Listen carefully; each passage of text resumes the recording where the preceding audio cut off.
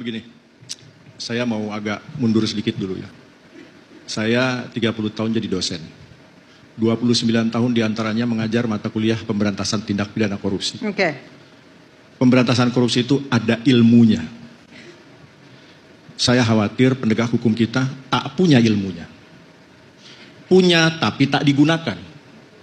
Saat mau digunakan malah disalahgunakan. Jadilah Febri. Itu pertama.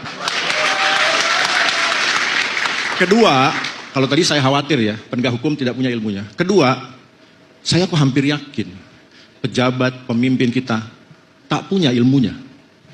Ya, saya senang mendengar pemimpin tertinggi kita ya. Tadi Pak Haroki bilang, presiden begini, presiden begitu. Senang saya mendengar. Cuma kita ini cuma disuruh senang mendengar. Ya, jadi ada banyak akar korupsi. Salah satu akar masalah korupsi adalah adanya benturan kepentingan. Termasuk yang sepele tadi, mau cepat tapi mau tertib, ya kan? Salah satu penyebab benturan kepentingan adalah rangkap jabatan. Oke. Jadi, omong kosong pemberantasan korupsi adalah seketika presiden rangkap jabatan ketua umum partai politik. Tidak perlu kejar ke Antartika, kejar saja antar kita. Tangkap saja sekitar kita. Tapi kan udah sebelum-sebelumnya juga seperti ini. Oh iya, Pak Ganjar. kejar juga semuanya. Jadi begini, kita ini butuh, masyarakat kita ini butuh contoh. Tadi dibilang, jangan tajam ke bawah, tumpul ke atas. Kan gitu. Ini tidak ada maksud lain, tidak ada maksud meremehkan presiden. Kalau saya jadi presiden, saya menolak hadir penyerahan uang sekian triliun yang dipamerkan. Karena itu, dari sudut ilmu pemberantasan korupsi, tidak ada benarnya sama sekali. Kenapa? Satu, apakah betul itu barang sitaan atau barang rampasan? Oke. Kalau betul barang sitaan, barang rampasan, apakah pada saat disita dirampas dalam keadaan tunai? Kan di bank. Kasih aja bukti blokirnya, kasih aja bukti transfernya, kasih saja bukti sitanya. Selesai, kenapa harus di-show? Jadi kita tidak sedang melakukan law enforcement, tapi law entertainment.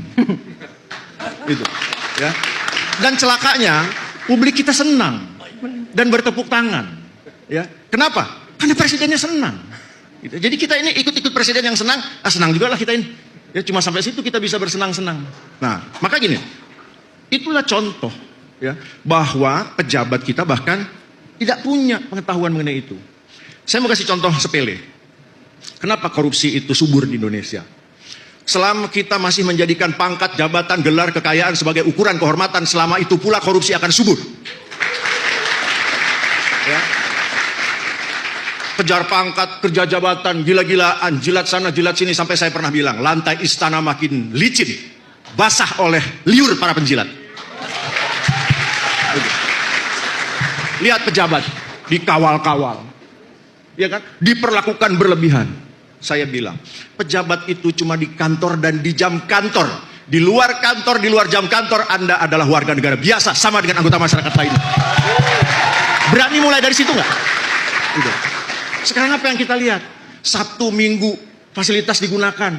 Gimana anggaran negara ini nggak kedodoran? Ya. Jadi mari kita melihat, memotret dari perilaku sehari-hari. Betapa pejabat diistimewakan. Berarti masalah mentality itu balik lagi ya? Masalah mentality memang. Masalah mentality. Itu sebabnya begini ya. Pemberantasan korupsi, ini bersama teman-teman KPK, itu punya 3 aspek. Penindakan, pencegahan, dan pendidikan. Yes. Tiga-tiganya harus dilakukan. Tidak bisa cuma satu. Dalam situasi kondisi tertentu mungkin penindakan dikedepankan. Dalam situasi kondisi lain mungkin pencegahan, mungkin pendidikan. Kenapa penindakan harus dilakukan? Karena penindakan membuat orang takut korupsi. Buat orang normal. Takut, dipanggil, diperiksa, ditahan, digeledah, dipidana. Consistent prosecution is the best prevention. Tapi tidak cukup penindakan, perlu pencegahan. Kenapa? Karena pencegahan membuat orang sulit korupsi. Kenapa sulit korupsi? Karena dibangun sistem, birokrasi, pengawasan, reward and punishment, monitoring, evaluasi, dan lain-lain. Dalam sistem yang baik, orang jahat kehilangan ruang gerak. Tapi itu juga belum cukup. Kita perlu menyentuh orangnya, mentalnya. Kita didik supaya pinter. Karena orang pinter, orang yang terdidik, tidak mau melakukan korupsi. Pendidikan membuat orang tidak mau korupsi. Jadi orang baik tidak akan menyalahgunakan kelemahan sistem. Sistem yang baik mempersempit ruang gerak koruptor. Itu yang harus dibangun. Itu. Celakanya, sistem dibangun, pengawasan dibuat. Tapi pengawasannya seremonial.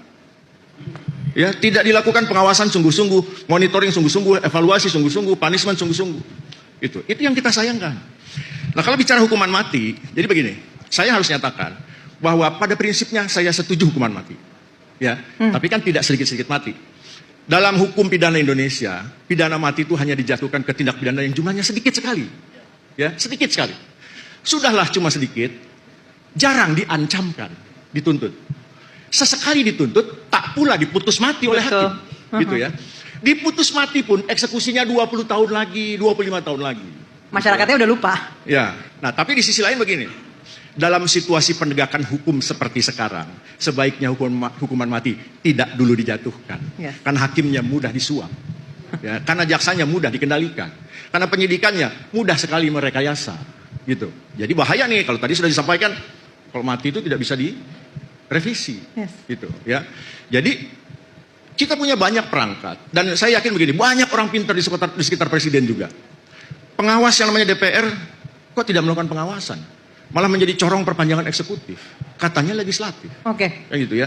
Jadi akhirnya kita harus mengakui bahwa masalah ini mengakar, menjalar kemana-mana. Kalau saya bukan spesifik hukumannya ya, tapi jalankan saja aturan undang-undang yang ada. Kenapa? Karena negara kita sudah punya lebih dari sekedar cukup perangkat undang-undang untuk penegakan hukum, terutama pemberantasan korupsi, termasuk ancaman pidananya. Sudah lebih dari cukup. Kalaupun mau ditambah, kita ini sudah punya undang-undang khusus tindak pidana korupsi, tindak pidana narkotika, dan lain-lain.